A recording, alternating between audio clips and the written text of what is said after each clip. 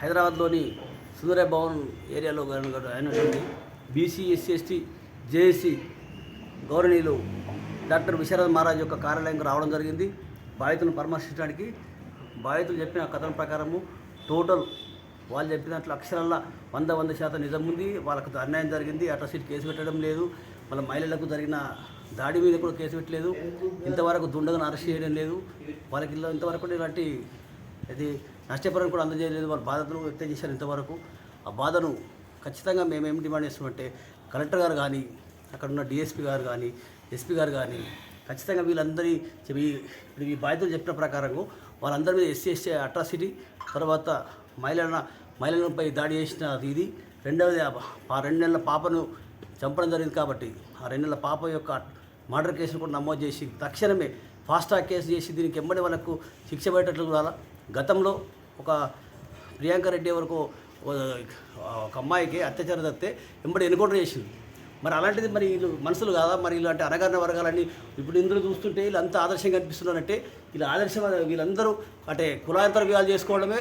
ఇప్పుడు మా శంకర్ రెడ్డికి రెడ్డి అనుకుంటుంది ఆయనకి, ఎందుకంటే శంకర్ ఆయన వీళ్ళపల్లి శంకర్ అయినా మరి ఆయన ఏళ్ళు లేచింది మాకు అర్థమవుతలేదు. కానీ ఆయన ఏం చేసినట్టే మొత్తానికి కాంగ్రెస్ నివేదిక తప్ప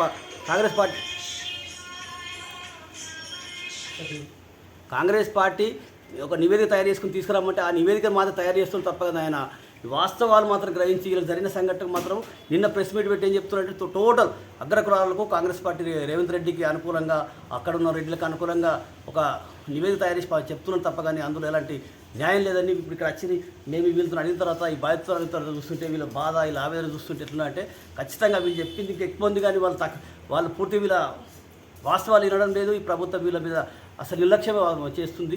ఈ నిర్లక్ష్యం వాళ్ళు దూరం చేసుకొని ఖచ్చితంగా వీళ్ళకి న్యాయం చేయాలని మా డిమాండ్ చేస్తున్నాము.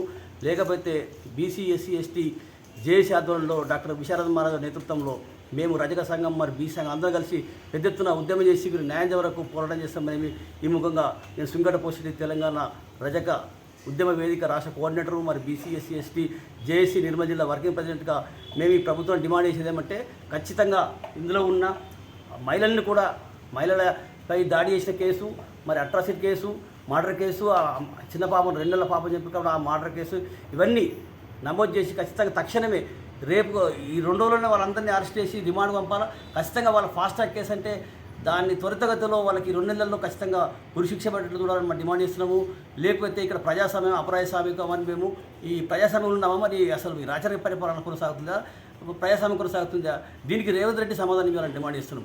రేవంత్ రెడ్డి కనీసము ఇక్కడనే హైదరాబాద్ ఉంటారు కానీ కనీసం ఇక్కడ వచ్చి మాట్లాడడానికి కూడా ఆయన సమయం లేదంటే మరి చెప్పుకుంటే మరి ప్రగతి భవన్ ఏది ప్రజాభవన్ అని చెప్తాడు, మహాత్మా జ్యోతిరావు నేను మాటలు చెప్తాడు అని చెప్తాడు. మరి ఇక్కడ వాళ్ళక్కడ ఎస్సీ బీసీ ప్రజలకు జరుగుతున్న అన్యాయాలను మరి ఆయనకు దృష్టికి రావడం లేదా?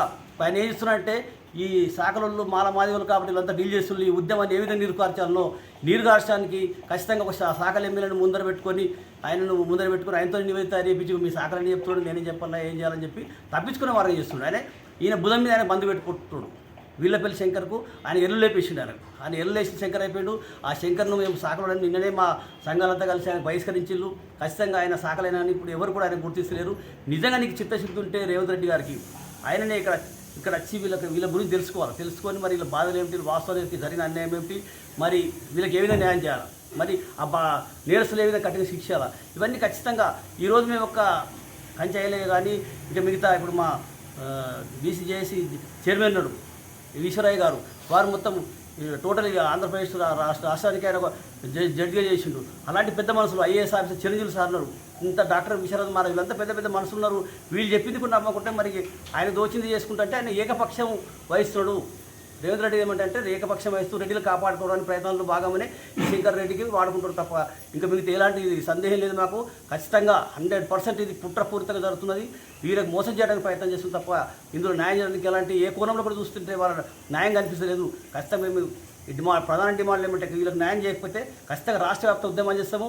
డాక్టర్ విశారద మహారాజ్ గారు ఏ నిర్ణయం తీసుకుంటే ఆ నిర్ణయం అంతా కట్టుబడి పనిచేస్తామని ఈరోజు నిర్మల్ జిల్లా కానీ, ఖానాపూర్ కానీ, బైసా కానీ, మిగతా తెలంగాణ రాష్ట్రాలు కానీ, యావత్ ఉమ్మడి ఆంధ్రప్రదేశ్లో కూడా, తెలుగు రాష్ట్రాల్లో కూడా ఈ ఉద్యమాన్ని పెద్ద ఎత్తున చేస్తూ త్వరలోనే పెద్ద ఎత్తున మీటింగ్ పెట్టేసి ఇక్కడ పెద్ద భారీ బహిరంగ సభ ఏర్పాటు చేసేసి ఈ రాష్ట్ర ప్రభుత్వానికి సవాల్ విసురుతున్నాము. ఖచ్చితంగా 2-3 రోజుల్లోనే వీళ్ళకి న్యాయం చేయాలి, లేకపోతే ఖచ్చితంగా పెద్ద ఎత్తున ఉద్యమం చేసి మీరు న్యాయం జరిగితే చూస్తామని ఈ ముఖంగా మేము తెలియపరుస్తున్నాం.